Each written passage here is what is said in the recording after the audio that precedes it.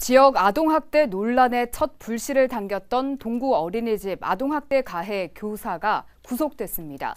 전례로 볼 때 아동학대 교사가 구속된 건 다소 이례적이기도 한데요. 그렇지만 아동학대 사건이 사회적인 문제로 확산되면서 법원도 그 중대성을 더 비중 있게 인정하기 시작했다는 평가입니다.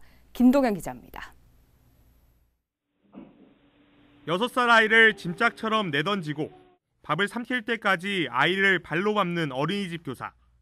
지난해 11월 세상에 알려진 동구 어린이집 아동학대 사건은 이후 잇따라 이어진 울산 지역 아동학대 사건의 시작이었습니다. 검찰이 이 아동학대 가해 교사에 청구한 구속영장을 법원이 받아들였습니다. 법원은 사안이 중대하고 도주의 우려가 있어 구속을 결정했다고 밝혔습니다. CCTV로 명백히 드러난 혐의에 대해서는 아동학대 사실을 인정하고 있는데 아직 증거가 확보되지 않았거나 일부 좀 정황만 있는 혐의에 대해서는 여전히 아동학대를 한 사실이 없다는 취지로 그 혐의를 부인하고 있어서 법원이 아동학대 가해 교사를 구속한 건 이례적이라는 평가입니다. 그간 학대 교사에 대한 구속 결정이 드물었던 데다 가해 교사가 한 차례 이사를 했는데도 조사에 비교적 성실히 임해왔다는 점에서 결정적인 구속 사유로 보긴 어렵다는 겁니다. 그런 점에서 법원이 최근 논란이 되고 있는 아동학대를 중대한 사안으로 봤을 것이란 시각이 많습니다. 향후 수사 결과에 따라 달라지겠지만 구속이 결정된 만큼 가해 교사에 대해 보다 무거운 처벌이 내려질 가능성도 점쳐지고 있습니다.